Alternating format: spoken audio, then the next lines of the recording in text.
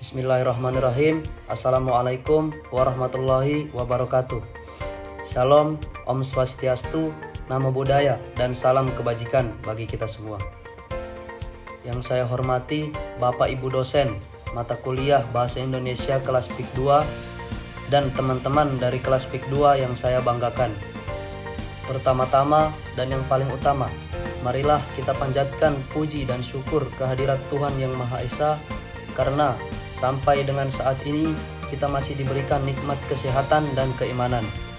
Pada kesempatan kali ini, izinkanlah saya untuk menyampaikan pidato tentang pentingnya pendidikan di era digital. Seperti yang kita ketahui, di era digital yang serba cepat ini, teknologi telah menjadi bagian tak terpisahkan dari kehidupan sehari-hari kita. Dari bangun tidur hingga tidur kembali, kita dikelilingi oleh perangkat digital yang memudahkan berbagai aspek kehidupan. Namun, di balik kemudahan tersebut, terdapat tantangan besar yang harus kita hadapi, terutama dalam bidang pendidikan. Pendidikan adalah fondasi utama bagi kemajuan suatu bangsa. Di era digital, pendidikan tidak hanya terbatas pada ruang kelas dan buku teks saja. Dengan adanya internet, informasi dapat diakses dengan mudah dan cepat. Namun, akses yang mudah ini juga akan membawa risiko ke depannya, seperti penyebaran informasi yang tidak akurat dan hoax. Oleh karena itu, penting bagi kita untuk memiliki kemampuan literasi digital yang baik.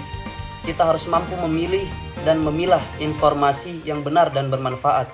Selain itu, pendidikan di era digital ini juga membuka peluang bagi metode pembelajaran yang lebih inovatif. Misalnya, pembelajaran daring. Ini memungkinkan siswa untuk belajar kapan saja dan di mana saja. Ini sangat bermanfaat, terutama bagi mereka yang tinggal di daerah terpencil. Namun, kita juga harus memastikan bahwa semua siswa memiliki akses yang sama terhadap teknologi dan internet. Kesenjangan digital harus diatasi agar tidak ada yang tertinggal dalam mendapatkan pendidikan yang berkualitas. Pendidikan di era digital juga menuntut kita untuk mengembangkan keterampilan pada abad ke-21 silam, seperti berpikir kritis, kolaborasi, dan kreativitas. Keterampilan ini sangat penting untuk mempersiapkan generasi muda menghadapi tantangan di masa depan. Oleh karena itu, sebagai pendidik, orang tua, dan masyarakat, kita harus berperan aktif dalam mendukung proses pembelajaran yang adaptif dan relevan dengan perkembangan zaman. Oleh karena itu, mari kita bersama-sama menciptakan lingkungan pendidikan yang inklusif dan inovatif.